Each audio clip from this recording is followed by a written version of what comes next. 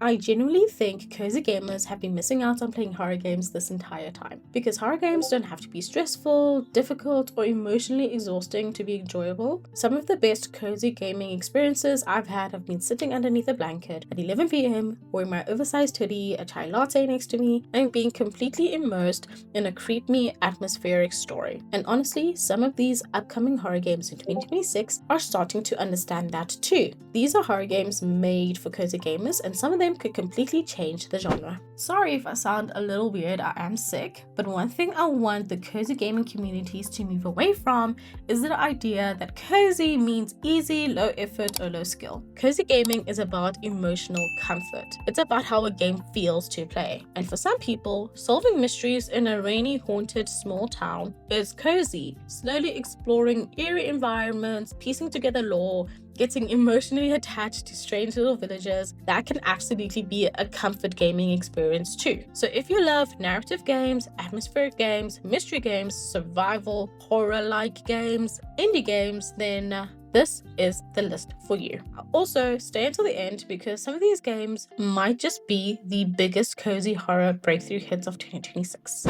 Honestly, this first game feels like someone looked at Stardew Valley and asked, what if one of the villagers was secretly a serial killer? Grave Seasons generally looks like one of the most interesting cozy horror games coming out in 2026. On the surface, it looks like a charming pixel art farming game where you rebuild your life in a peaceful town. But underneath all that, somebody in the town is murdering people. Supernatural events start unfolding, and you need to figure out who the killer actually is before more people disappear. So while you're farming crops, decorating your land, and building relationships, you're also investigating murders and trying to figure out who done it. This is exactly the kind of game and genre mashup I want to see more of in cozy gaming, because it keeps a relaxing gameplay loop while adding emotional tension without it turning into like constant combat or high pressure gameplay. And if they pull this off properly, this could easily become one of the best indie cozy games of 2026. But if farming horror isn't your thing, this next game proves cinematic horror can also become a cozy experience. Directive 8020 is probably one of the easiest recommendations I can give to cozy gamers wanting to try horror for the first time. Because unlike traditional survival horror games, this is heavily story focused. There's very little mechanical pressure. You're mostly making decisions, exploring, watching cutscenes, and dealing with the consequences of your own actions. It honestly feels like you're sitting down to watch an interactive sci-fi horror movie rather than playing a game. And I think this is where people misunderstand horror games. You do not have to play every single game on the hardest difficulty. Setting games to easier difficulties or turning on accessibility settings and focusing solely on atmosphere and narrative can make horror games feel incredibly approachable. I've been playing this game exactly like I would play a cozy game. Even though I have it on higher difficulty because I'm used to playing horror games, I have a warm drink nearby, I'm in comfy clothes, the lights are low, and I'm fully locked into the story, keeping the vibes light and high.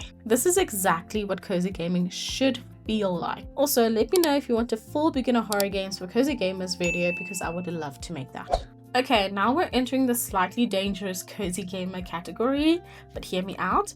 Silent Hill F looks absolutely stunning and horrifying in equal measure. It's definitely one for the more adventurous cozy gamer, but I think it could still work as a low-stress horror experience if approached differently. Because yes, there's combat and then some disturbing imagery and some psychological thriller elements, but the real strength of Silent Hill games has always been the atmosphere, symbolism, storytelling, and exploration. So honestly, I recommend fully lowering the combat difficulty of the game, even the puzzle difficulty, and just immersing yourself in the world. Treat it like a cinematic psychological thriller rather than a hardcore horror game. And I'm also interested to see what the upcoming title, Silent Hill Townfall, feels like because it seems to be leaning heavily into narrative horror storytelling. So I want to see how approachable it is for newer and cozy gamers. I generally think we're entering into an era where horror game developers are becoming more in tune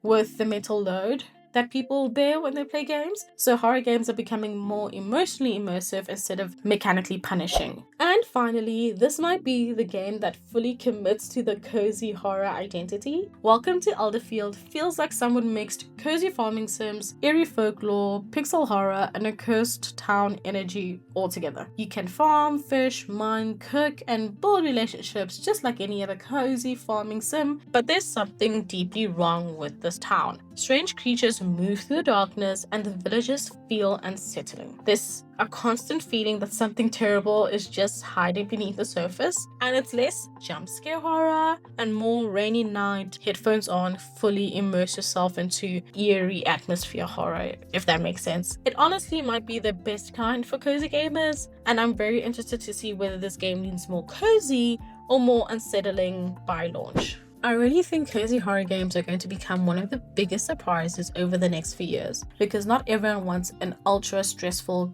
or a gaming experience after a long day, but not everyone wants low stimulation gameplay either. Sometimes you want atmosphere, mystery, emotion, tension, and storytelling without feeling mentally exhausted. And these games feel like they understand that balance perfectly. So let me know which one of these games you add into your wishlist first. Mine is Grave Seasons.